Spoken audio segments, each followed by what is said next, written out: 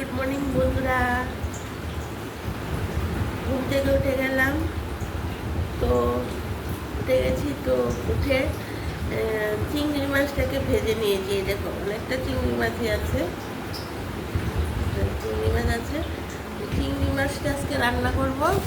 তো তোমরা এটাকে কী বলো কমেন্ট করে জানাবে। অনেকে বলে কি কাটি কচু, নাকি অনেকে ছড়া বলে, অনেকে মুখি বলে, যে যেটাই বলে, বুঝতে পেরেছো? এটা এখনো কাটা হয়নি, শুধু মাছটা ভাজা হয়েছে। এটাকে আমি মানে একদম ছুলে কাটবো, তারপর সেদ্ধ করবো, তারপর রান্না করবো।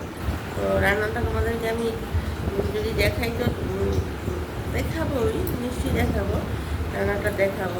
এই দেখ, তো এগুলিও ফ্রিজ থেকে বের করেছি। আমি আগে মাছটাকে ভেজে নিয়েছি, তো মাছটাকে ভেজে নিয়েছি। তো তারপর চাটা খেয়ে তারপরে রান্নাটা করবো, তারপর ডাল করবো, আর এই মাছটা করব।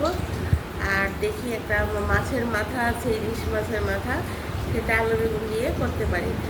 আর আর না হলে যদি মাছের মাথাটা যদি না করি, তাহলে ডিমের ঝোল করতে পারি। আর মাছের মাথাটা করলে আর ডিমের ঝোল করবো না, কারণ এতে কিছু খাবে না। এদিকে ডাল হবে, এদিকে আবার এতটা ভাজা হয়, আবার এই মাছটা হবে। হ্যাঁ, তাহলে আর হবে না। হয় ডিম করবো, নাহলে ইলিশ মাছের মাথা দিয়ে এটা করবো।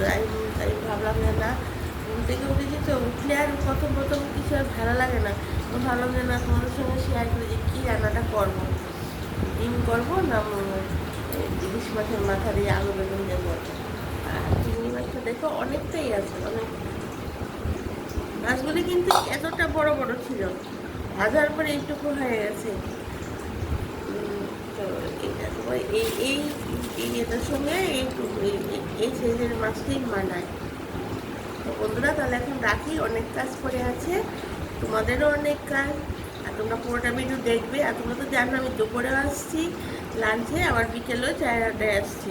তোমরা আমার ভিডিওগুলি দেখবে কিন্তু, হ্যাঁ। আর আমাকে একটু সাবস্ক্রাইব করে দিও। টাটা, আবার বাই, সবাই ভালো থেকো।